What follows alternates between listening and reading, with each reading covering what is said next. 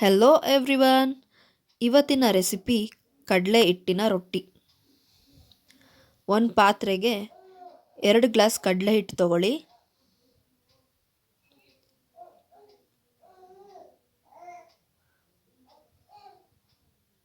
ಒಂದು ಗ್ಲಾಸ್ ಚಿರೋಟಿ ರವೆ,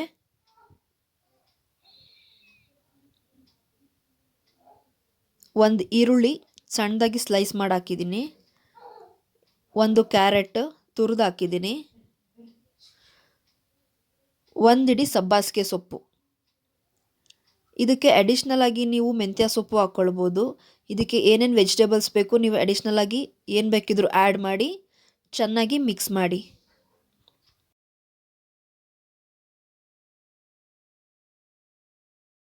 first dry ಇರೋದನ್ನೇ ಕಲಸಿ, ಆಮೇಲೆ ಅಡಿಷ್ನಲ್ ಆಗಿ ಎಷ್ಟು ಬೇಕು ಅಷ್ಟೇ ನೀರು ಹಾಕ್ಕೊಂಡು ಕಲಸಿ.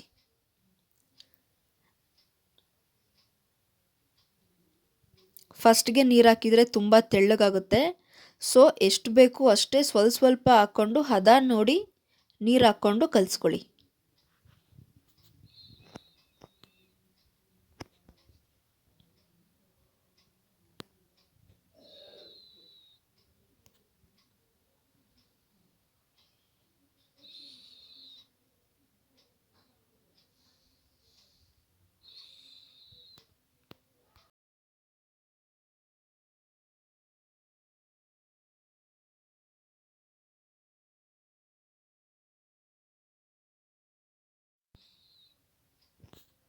ನೋಡಿ, ಈ ಥರ ಚೆನ್ನಾಗಿ ಕಲಸಿದ ಮೇಲೆ ಚಪಾತಿ ಥರ ಉಂಡೆ ಮಾಡಿಬಿಟ್ಟು ಒಂದು ಸೈಡಲ್ಲಿ 5 ನಿಮಿಷ ಬಿಡಿ. ಇವಾಗ 5 ನಿಮಿಷ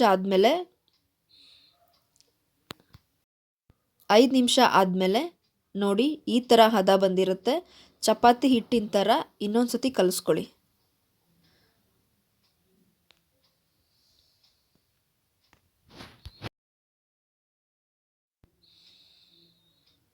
ಇವಾಗ ಬಟರ್ ಶೀಟ್ ಅಥವಾ ಎಣ್ಣೆ ಕವರ್ನ ಚೆನ್ನಾಗಿ ಎಣ್ಣೆ ಹಚ್ಕೊಂಡು ಉಂಡೆ ಮಾಡಿಕೊಂಡು ನೀರನ್ನ ಹೆಚ್ಕೊಂಡು ರೊಟ್ಟಿ ಥರ ತಟ್ಟಿ. ಜಸ್ಟ್ ಲೈಟಾಗಿ ಸ್ಪ್ರೆಡ್ ಮಾಡ್ತಾ ಹೋದರೆ ಸಾಕು, ತುಂಬ ಚೆನ್ನಾಗಿ ಸ್ಪ್ರೆಡ್ ಆಗುತ್ತೆ. ಎಣ್ಣೆಗಿಂತ ನೀರಲ್ಲಿ ಸ್ಪ್ರೆಡ್ ಮಾಡಿ, ಯಾಕಂದರೆ ಆದಷ್ಟು ರಿಫೈನ್ಡ್ ಆಯಿಲ್ನ ಎಲ್ಲರೂ ಬಳಸ್ತಿರೋದ್ರಿಂದ ರಿಫೈನ್ಡ್ ಆಯಿಲ್ನ ಜಾಸ್ತಿ ಯಾರೂ ತಿನ್ನಬಾರ್ದು. ಕೊಕೊನೆಟ್ ಆಯಿಲ್ ತಿನ್ನೋರು okay, it's a good, but ನೀರು ಹಾಕ್ಕೊಂಡು ಚೆನ್ನಾಗಿ ಸ್ಪ್ರೆಡ್ ಮಾಡಿ, ಹೆಲ್ತ್ ತುಂಬ ಚೆನ್ನಾಗಿರುತ್ತೆ. ವೆಯ್ಟ್ ಲಾಸ್ ಮಾಡೋರಿಗೆ, ಡಯಾಬಿಟೀಸ್ ಅವ್ರಿಗೆ ತುಂಬ ಚೆನ್ನಾಗಿರುತ್ತೆ ಈ ಫುಡ್ಡು. ಕಡಲೆ ಹಿಟ್ಟು ಹಾಗೂ ಎಲ್ಲ ವೆಜಿಟೇಬಲ್ಸ್ ಇರುತ್ತೆ.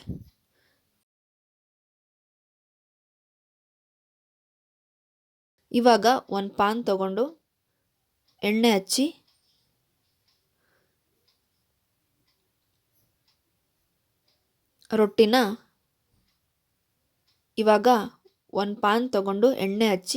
ರೊಟ್ಟಿನ ಬೇಯಲಿಕ್ಕೆ ಹಾಕಿ.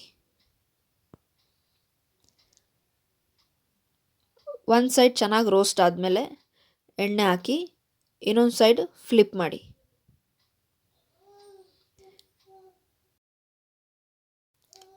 ಇದ್ರ ಜೊತೆಗೆ ನಾನು ಕೊಕೊನಟ್ ಚಟ್ನಿ ಮಾಡಿದ್ದೀನಿ. ಕೊಕೊನಟ್ ಚಟ್ನಿ ರೆಸಿಪಿ ನನ್ನ ಚಾನಲಲ್ಲಿದೆ, ನೆಕ್ಸ್ಟ್ ವಿಡಿಯೋ ನೋಡಿದ್ರಲ್ಲ. ಇದೇ ಥರ ಇನ್ನಷ್ಟು ವೀಡಿಯೋಸ್ ಬೇಕು ಅಂದರೆ ಈಗಲೇ ಸಬ್ಸ್ಕ್ರೈಬ್ ಮಾಡಿ.